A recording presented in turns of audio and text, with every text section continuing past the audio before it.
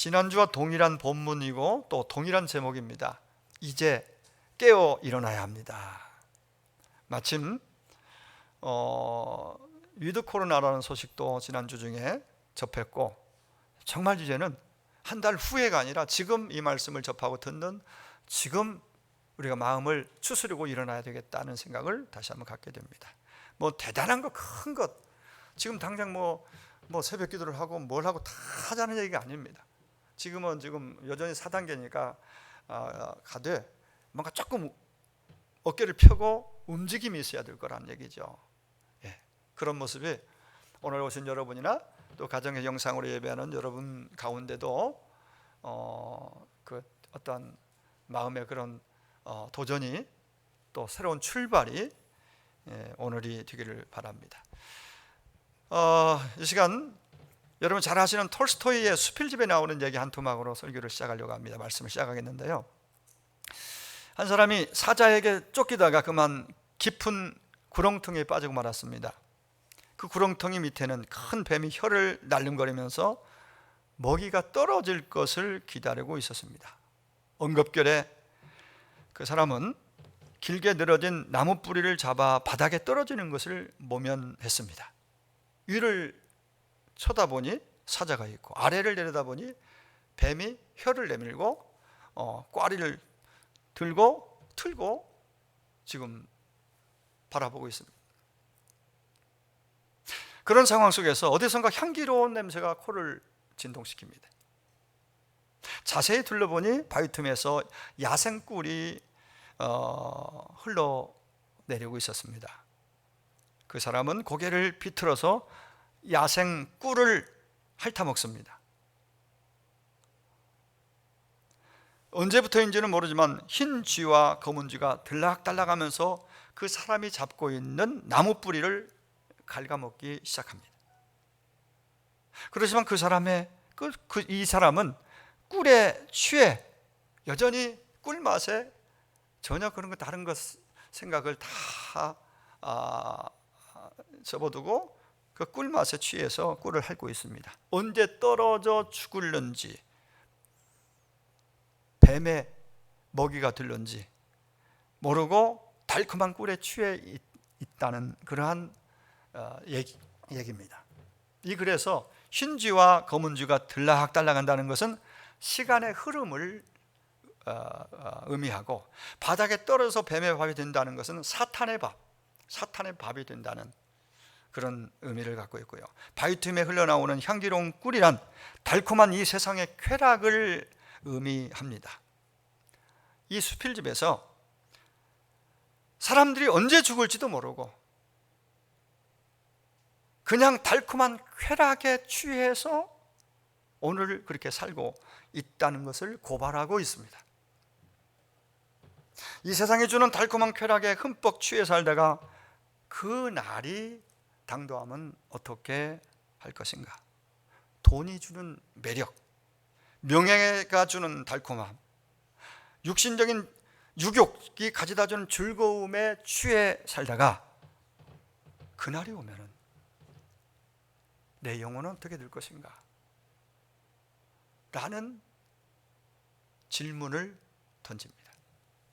오늘 13장 11절, 로마 13장 11절에 또한 너희가 이 시기를 알거니와 자다가 깰 때가 벌써 되었으니 이는 이제 우리 구원이 처음 믿을 때보다 가까웠음이라고 말씀합니다. 여기 시기란 종말이 가까운 말세지 종말. 말세라고 하면은 예수님 탄생으로부터 재림 때까지를 말세라고 말을 합니다. 근데 탄생하고 주님이 재림 때까지, 근데 말세 중에 말세 지 종말이라는 것은 주님 오실 때가 더욱 가까이 왔고 끝자리가 왔다는 그런 의미를 담고 있는 것이지요. 지난주에 말씀드린 처음 믿을 때라는 것은 개인적으로 예수 믿고 의롭다고 칭함을 받은, 거듭나서 이제는 하나님의 자녀가 되고 천국에 들어갈 수 있는 모든 어떤 그 자격을 취득하는, 자격을 얻는, 물론 내가 막 노력해서 얻는 건 절대 아니죠. 거듭남이 내 노력으로 됩니까? 은혜로 되는 거죠. 예수 믿고 구원받는 것은. 그 처음에 예수 믿고 거듭나 의롭다고 칭함받는 그 시점이 그걸 얘기하는 것이죠. 처음 믿을 때. 그래서 사도 바울은 오늘 본문에서 때와 관련해서 뭔가 굉장히 중요한 어떤 메시지를 전하려고 하는 거죠. 역력합니다. 뭔가 강력한 때 시기와 관련해서 뭔가를 좀 우리에게 좀 전하고 싶은 거죠. 그래서 바울이 말하고 있는 시기는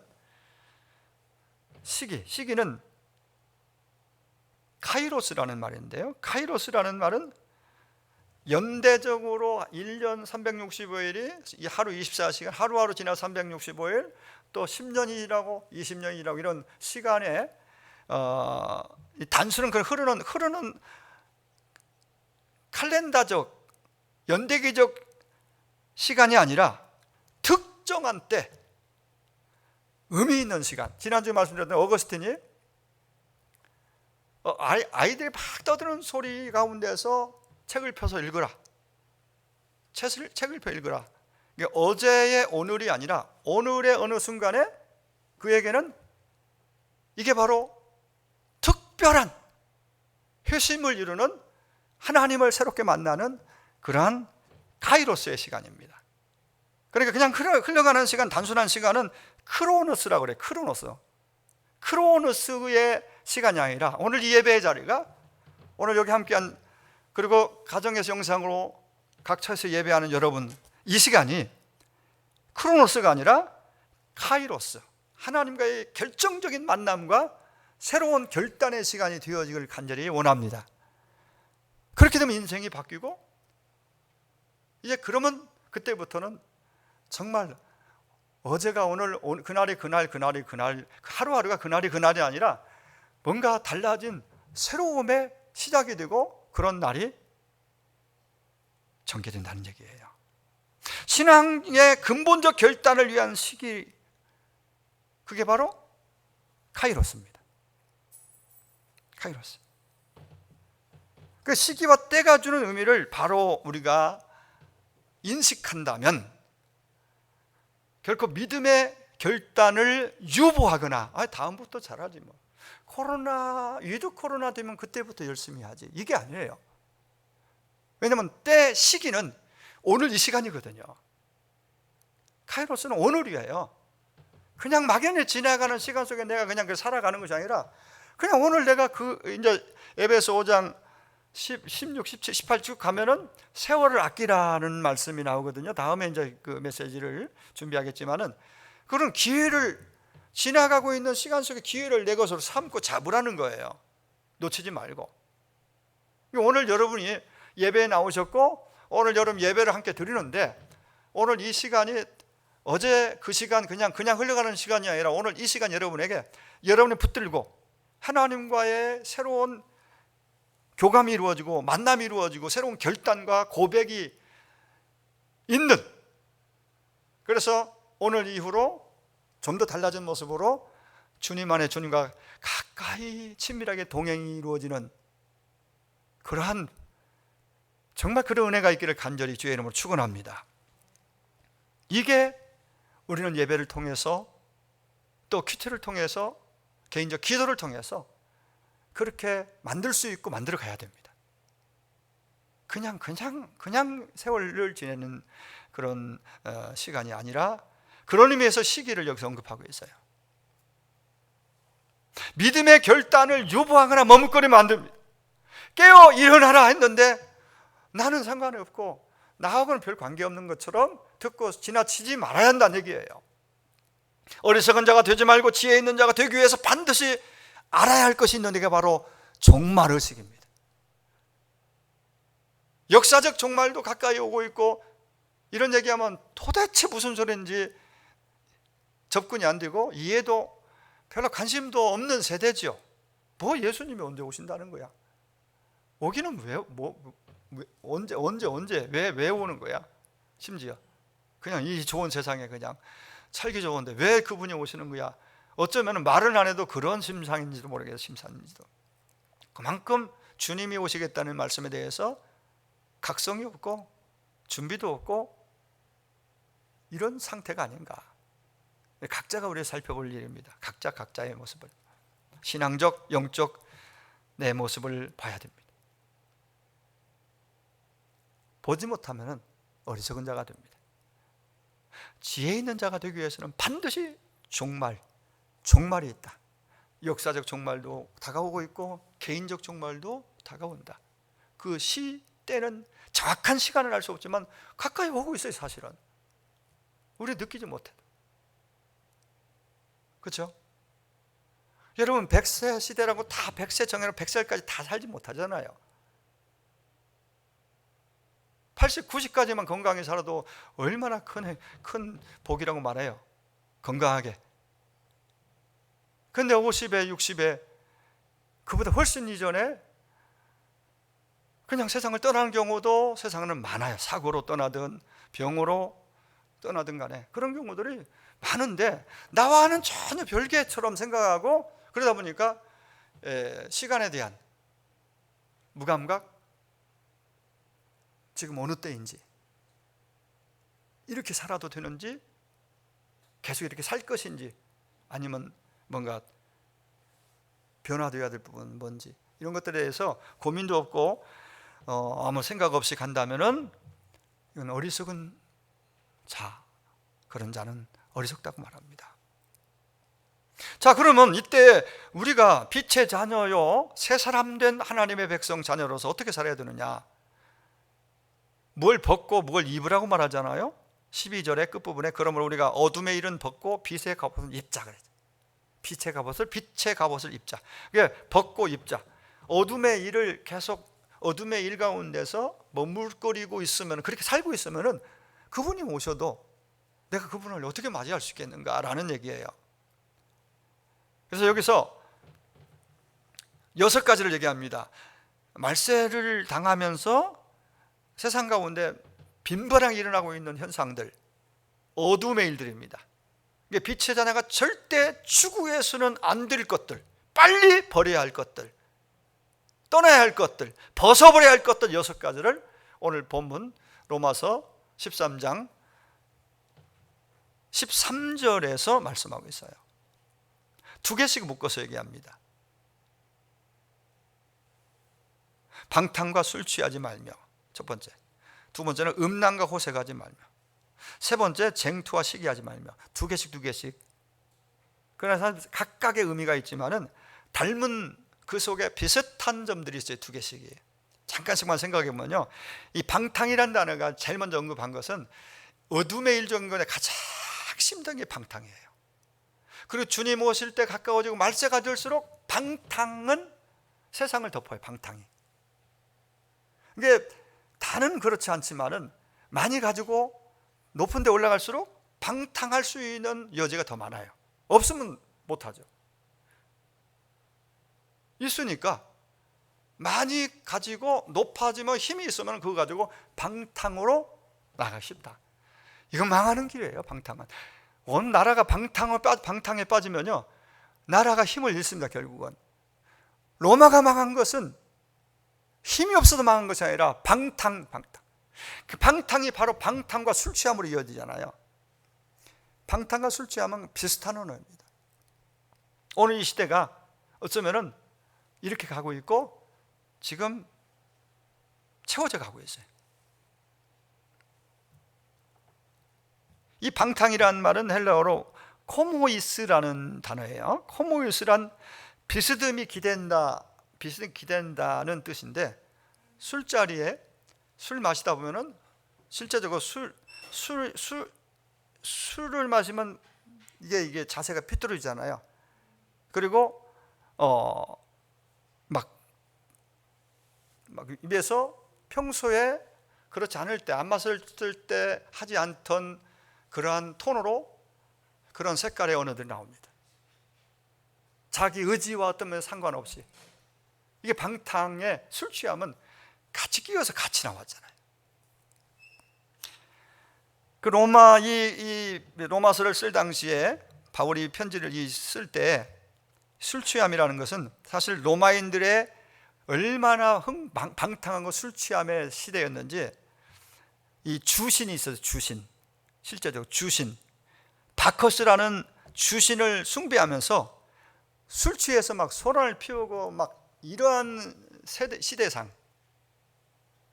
근데 뭐 여러 가지 역사적 평가는 다를 수 있지만 로마가 망한 것은 역사 지금 흔적은 남아있지만 완전히 망한 지금 작은 그건 뭐 이름만 남아있는 그런 격이잖아요. 그 세계를 호령하던 그 어마어마한 거대한 로마가 왜 망했느냐, 여러 가지 얘기를 하지만은 술 취함,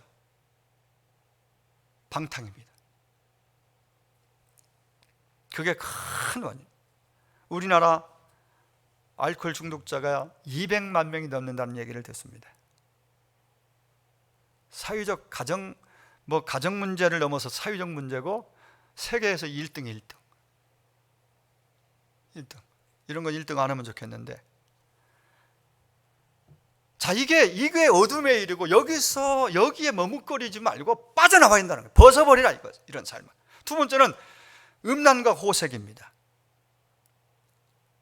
이건 거의 비슷한 말 중복시킨 것은 로마 시대 로마 사회가 아까 말한 방탕과 술 취함이라는 한 묶음이라고 그랬죠.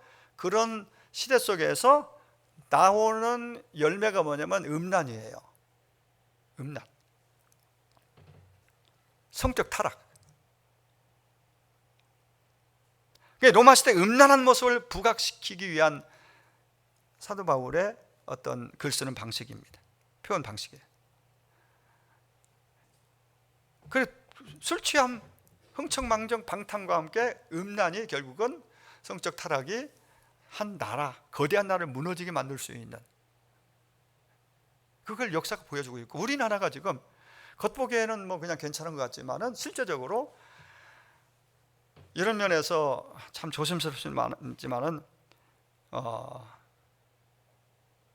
정말 인터넷 문화는, 인터넷에 대해서는 우리나라가 세계 IT 강국이잖아요. 최고 강국이잖아요. 이게 강점이고 장점이 많고 굉장히 좋은 유익한 게 많은 반면에 이걸 통해서 어린아이 초등학교 1, 2학년까지도 다 핸드폰이 주어지고, 이걸 열고 들어가면 애들이 요즘은 어른보다 속도가 빠릅니다.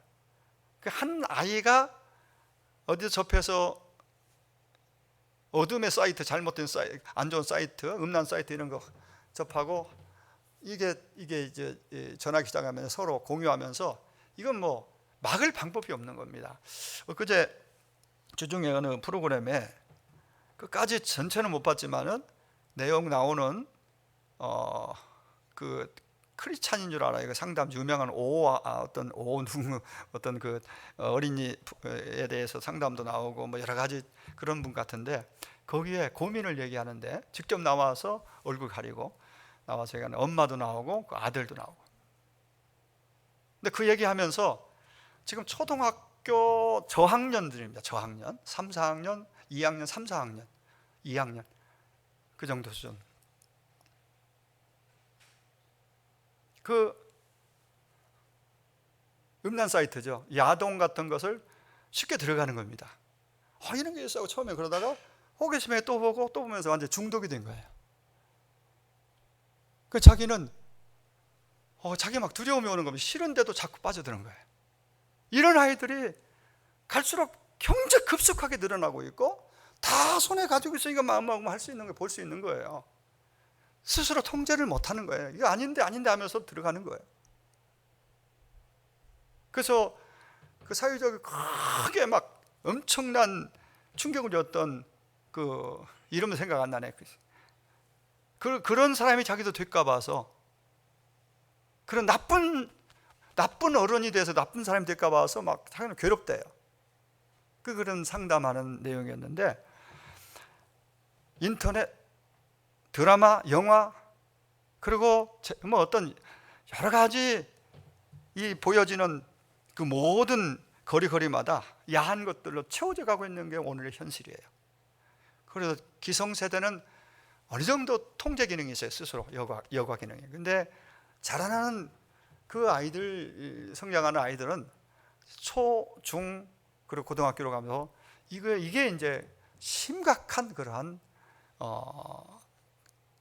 영향을 끼치게 된다는 거죠. 음란과 호색하지 말며, 이런 것을 더 이상 머뭇거리지 말고 빠져나오고 끊어야 됩니다. 우리가 기도하고 정말 고민해야 될 부분이에요. 우리 자녀 세대, 손주 세대. 무섭습니다. 잘 가리고 분별할 수 있어야 되겠습니다. 현대판 소돔과 고모라처럼 정말 하나님이, 동성애 부분도 마찬가지예요. 지난번에도 얘기했지만은 이게 참 말이 됩니까 이게? 근데 말이 되는 것처럼 각색하고 포장하고 있어요. 심지어 법으로 그것을 만들려고 하는, 그건 어디에 나온 발상인지 모르겠어요. 도대체 무슨 생각을 가지고 그러는지, 이 나라가 이거 어디로 가는 겁니까? 그래서 이런 부분에 우리는 반대하고 있고, 기독교가 앞장서서 절대로 이것은 하나님 앞에서 창조의 기본 질서를 무너지게 하고 인간의 가정을 무너지게 하는 가장 무서운 독약 같은 거예요. 근데 그런 것을 학교에서 괜찮은 것을 가르치고, 동성애를 인권이라는 이름으로 그걸 용납해야 그게 사랑이 있는 것 같고 받아주고, 그냥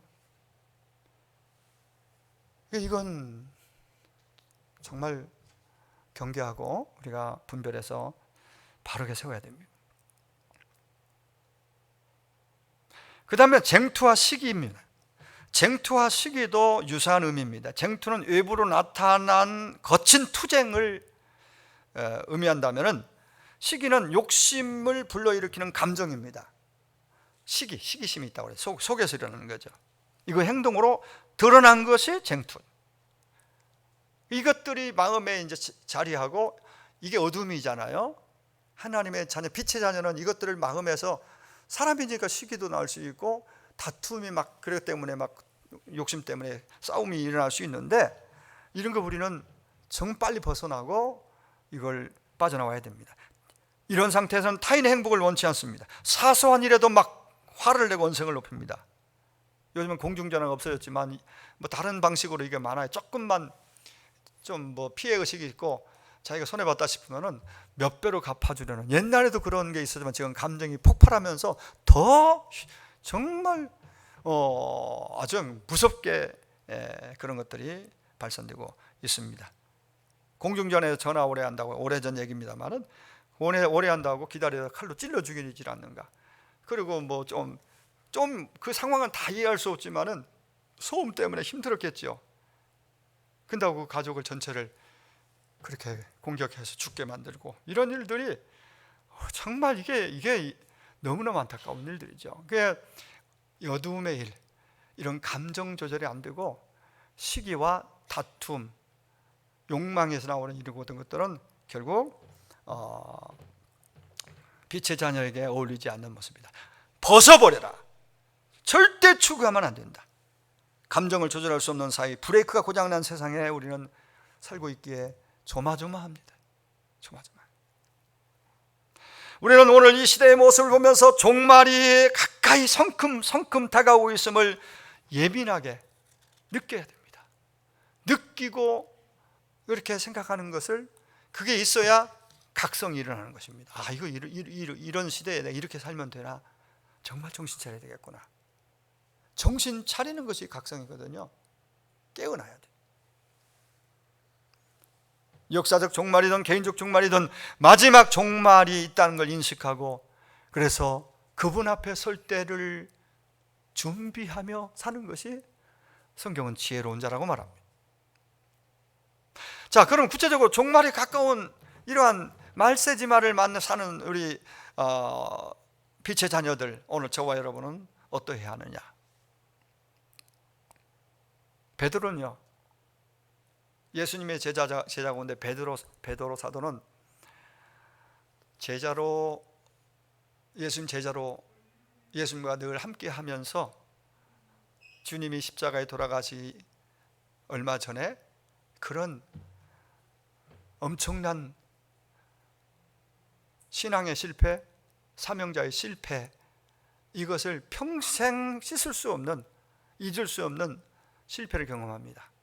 그 얘기를 근거로 해서 강력하게 근신하라, 깨어라. 베드로 5장 8절. 왜? 너희 대적 마귀가 우는 사자처럼 두루다니며 삼킬 자를 찾고 있는 시대다. 그 근신하고 깨어 정신 차리라, 그렇게 말해요. 그는 주님이 기도할 때니 기도하라, 일어나라 말씀하실 때 그는 잤습니다. 졸고 잤습니다. 그러다가 사단에게 한 방 먹고 이용당하고 예수님을 부인하고 예수님을 욕하고 떠납니다.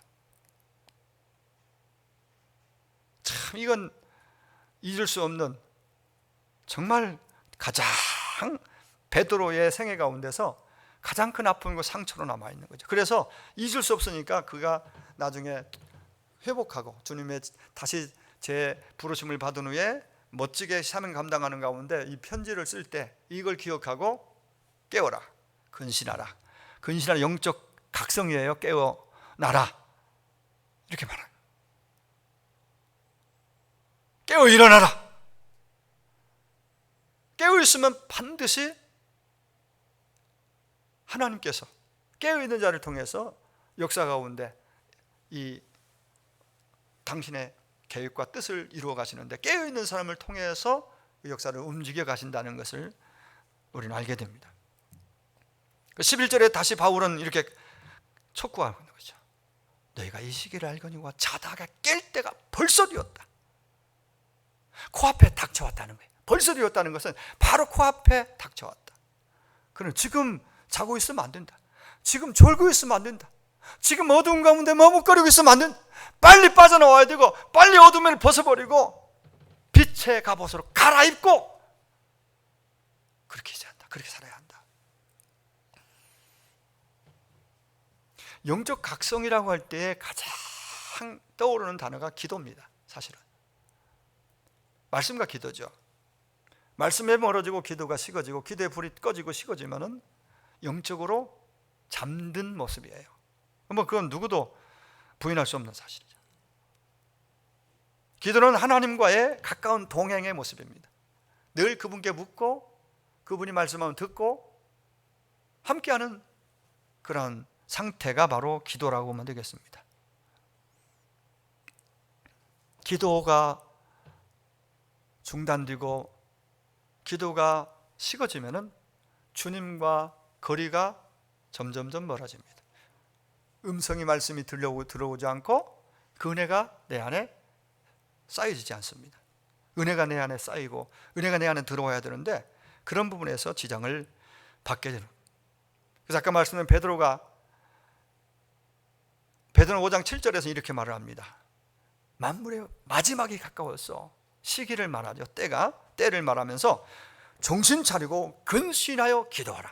베드로 5장 7절입니다. 네. 이게 종말이 가까웠다고 인식하고 각성하는 것이 뭐냐? 기도예요, 기도. 다니엘 기도회가 11월 1일부터 3주 있는데 좋은, 정말 적절한 때 또 이 기도, 다니엘 기도를 하는 것 같아서 더 감사해요. 네. 그래서 우리는 정말 자꾸 내년에 더 좋은 날이 오면은 모든 게 다 완벽하게 코로나가 떠나면 그때부터 열심히 하죠. 혹시 그런 마음을 가지고 계시다면은 그게 아니라고 봐요. 그건 아니라고 봐요. 오늘 이 시간, 이 말씀 듣는 이 시간, 이게 바로 결단을, 하나님께서 우리에게 결단을 요구합니다. 그리고 정말 새로운 어떠한 출발이 되기를 원하시는 것이 오늘 주님이 우리에게 주시는 메시지입니다. 여러분, 영적으로 깨어 있어도 기도하고 살아도 문제가 올 수 있습니다. 아플 수 있습니다. 원치 않는 사건이 내 앞에 펼칠 수 있습니다. 그러나 기도하면서 깨어있는 상태에서 그런 문제가 오는 것은 충분히 그것을 넘어 펼쳐가고 그 가운데서도 앞으로 전진해 갈 수 있는 마음의 여지가 남아요. 그러니까 졸고 자고 영적으로 잠든 상태에서 어떤 그런 문제가 오면은 결국은 실족하고 넘어지고 그렇게 결과가 그렇게 나옵니다. 영적으로 각성하고 깨어있는 기도하는 가운데서 다가오는 문제는, 그 문제는 오히려 축복으로 얼마든지 바꿔질 수 있고 신앙의 새로운 발판이 될 수도 있다는 것을 잊지 말아야 되겠습니다. 여러분, 정신줄 놓고 멍한 상태에서 길 가다 보면은 작은 돌뿌리에 딱 걸려도 멍하고 있다면 넘어집니다. 그죠? 경험해 보셨나요? 별거 아닌 풀뿌리에 걸렸는데 넘어집니다. 왜? 뭔 생각 없이 멍하고 정신줄을, 그때 넘어지면 또 뼈도 부러지고 그게 다쳤어요. 그러나 항상 각성 상태, 뭔가 뚜렷한 목적이 있고 깨어있는 상태에서 그렇게 정신을 탁 차리고 가다 보면요, 풀뿌리 걸리기도 하고 나무뿌리 걸리기도 하고 돌에 걸리기도 합니다. 근데 딱 걸리면은 또 동일하게 그것도 넘어질 것 같아요. 넘어질 것 같은데 넘어지다가도 넘어질 것 같다고 정신이 있으니까 다시 원상태로 복원이 됩니다. 회복이 됩니다. 혹시 넘어져도 덜 다쳐요. 정신 차리고 사는 것이 그렇게 중요해요. 그 정신 차리고 살아라, 근신하라. 베드로가 이렇게 말하는 건 정신 못 차리고 있다가 자기는 상상도 못했죠. 마귀에게 그렇게 당할 것은. 그죠? 예수 모른다고 그가 부인할 건, 정말 그렇게 장담하던 그가 어떻게 그런 일이, 정신 차리지 못했어. 기도하라 할 때 졸았습니다. 잠자고 있었습니다.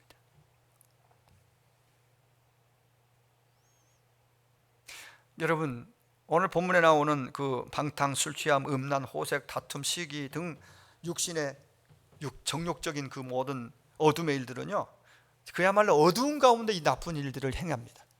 밝은 곳에서는 하지 못해요. 그냥 어두운 가운데 일어나는 일들이에요.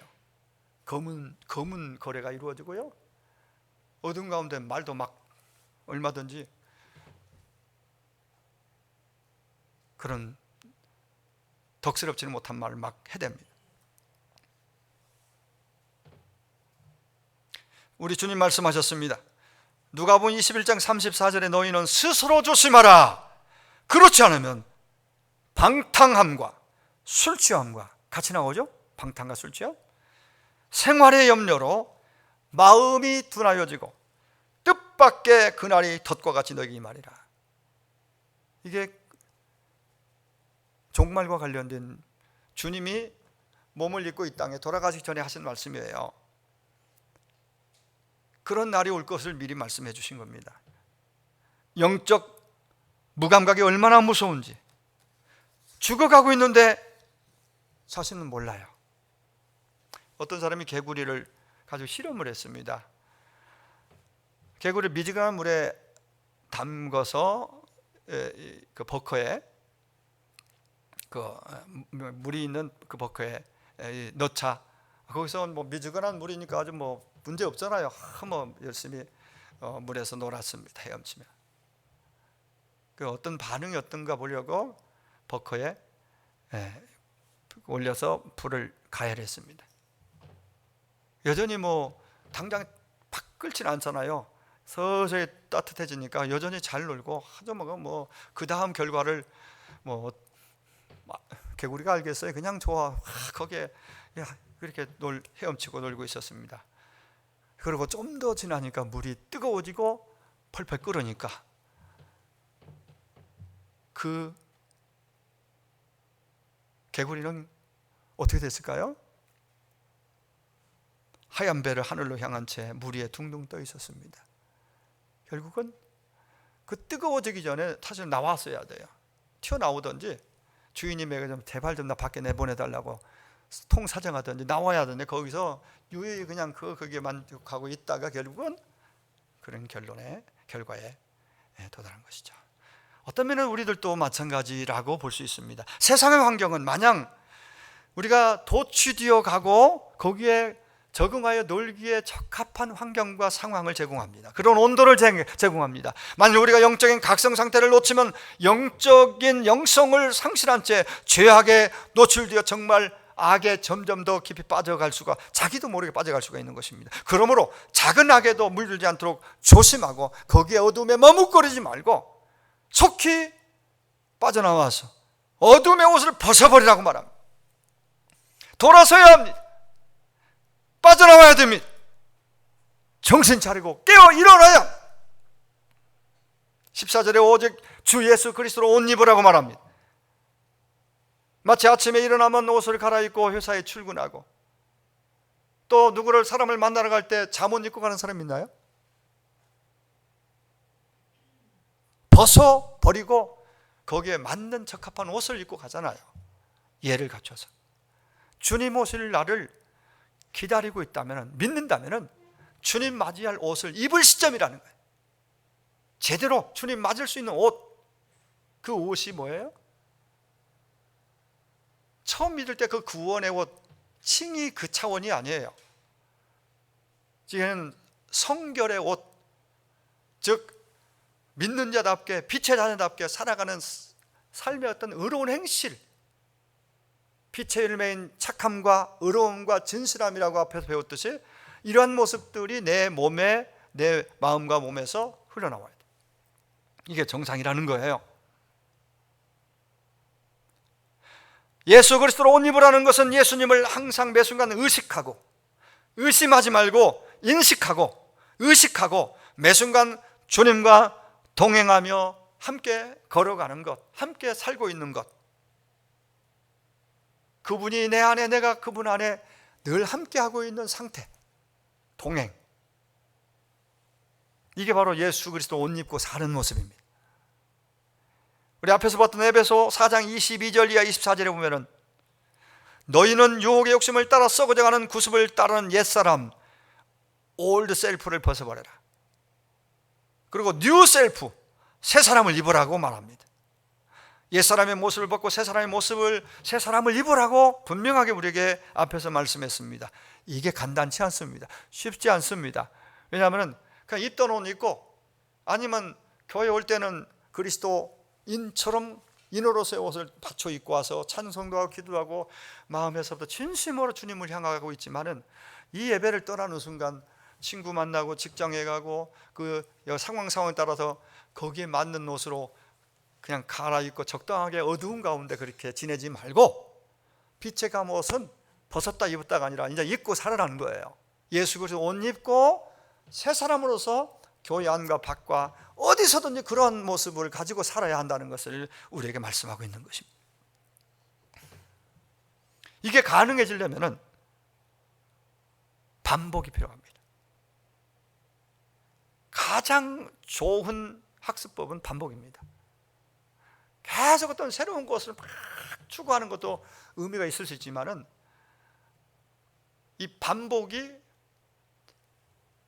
실제적으로 내 몸에 배이고 내 몸과 어떤 것이 하나가 되었을 때 자연스럽게 그것은 이제 내 실력이 돼서 나오는 거예요. 여러분, 운동하는 사람들 보면 어떤 위치에서 어떠한 폼으로 어떻게 손을 쓰고 발을 쓰고, 각 운동들이 그것이 앞에서 어떤 방해가 있어도 흐트러지지 않은 상태에서 그대로 농구 같으면 슛을 쏘고, 또 앞에서 브로킹이라도 떠서 때릴 때 그 폼이라든가 그 모든 것, 탁구도 마찬가지고. 근데 그것을 수도 없이 연습하고 반복해 연습하잖아요. 그럼 그게 자기 실력이 돼서 그게 통하는 거예요. 통한다는 것은 열매로 나오는 거예요. 그래서 심리학에서는, 심리학 이론에 보면은 행동이 인격화되는 과정을 이렇게 말을 합니다. 무의식적 미숙달, 그 다음에 의식적 미숙달. 좀 뭐 헷갈릴 수 있습니다. 그냥 들어두세요. 그 다음에 의식적 숙달, 그 다음에 마지막에 무의식적 숙달. 이게 제일, 무의식적으로 내 예수님 인격이 나오는 겁니다. 자꾸 반복해서 기도하고 말씀 듣고 예배하고, 이게 그냥 지루한 것 같지만은 주일만 되면은 그냥 반복적으로 와서 예배 드리잖아요. 이날은 그냥 누가 뭐래도 예배하는 날이야. 그게 그냥 하는 게 아니라, 이게 수십 년을 그렇게 해오잖아요. 앞으로도 그럴 것이고, 말씀 읽는 것도 마찬가지예요. 하루에 3장씩이라도 꾸준하게 읽고, 기도도 요즘같이 뭐 교회 와서 뭐 특별히 그 기도보다 집에서라도 정해서 10분 20분 하다가, 이제는 좀 발걸음을 옮겨서 일주일에 한두 번이라도 와서 수시로 교회 와서 기도하는 그런 좋은 습관들을 계속 반복적으로 하다 보면 나중에는 그게 내 삶이 이제 내 실력이 되는 거예요. 그래서 자동 반사적으로 무의식적 숙달, 무조건 내 나오는 예수의 그 향기가 나오고 예수님의 향기, 예수 빛이 나오는 겁니다. 이렇게 되는 것이 가장 성숙한 단계라고 볼 수 있겠죠. 그게 인격화가 되는 거죠. 내 삶의 하나의 그게. 자, 우리 예수님은 말씀하셨습니다. 내가 속히 오리라. 그렇습니다. 정확한 날짜는 말씀하지 않지만 속히 빨리 오겠다고 말씀하시고 2000년이 지났어요. 계시록 22장 20절에 진실로 속히 오리라. 그 살전 5장 6절에 그러므로 우리는 다른 이들과 같이 자지 말고 오직 깨어 정신을 차릴지라. 성경에 정신 차리라는 말이 참 많아요. 근신하라, 각성하라, 깨어 있으라, 정신 차리라. 막 이 말이 정말 많이 나오는 것 같아요. 그렇죠? 이제 말씀을 맺으려고 합니다. 지금은 우리 모두가 자다가 깨어 일어날 때입니다. 자다가 깰 때입니다. 잠. 저녁에 잠 자야죠. 적절한 잠이 그날의 피곤을 씻기고 그 다음날 정상적으로 거뜬히 일어나서 일상을 회복하고 할 수 있는, 잠을 못 자면 나중에 건강이 이상이 온다고 그래요. 그런 잠 말고, 여기 잠이란 영적 게으름. 성경 읽다가 읽지 않아요? 기도하다 기도하지 않아요? 예배 생활, 규칙적인 예배 생활에서 자꾸 멀어져서 예배가 소홀히 됐어요? 영적 잠을 자고 있는 겁니다.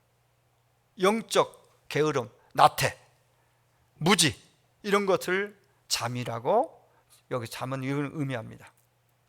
혹시 여러분 코로나 상황이 오래 지속되면서 영적으로 게으른 잠에 빠져 있는 것은 아닌지요?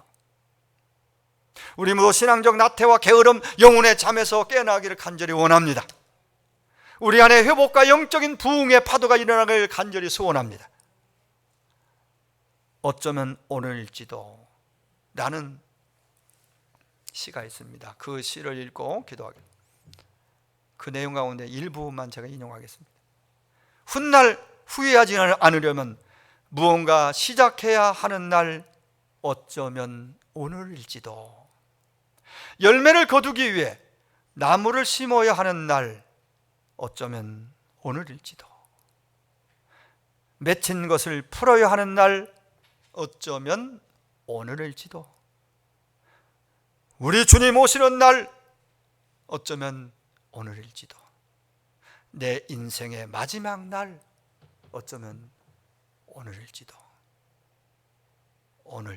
오늘이 바로 저와 여러분이 그러한 잠에서 깨어나는 귀하고 복된 날이 되기를 간절히 주의 이름으로 축원합니다. 기도하겠습니다. 한 1분간만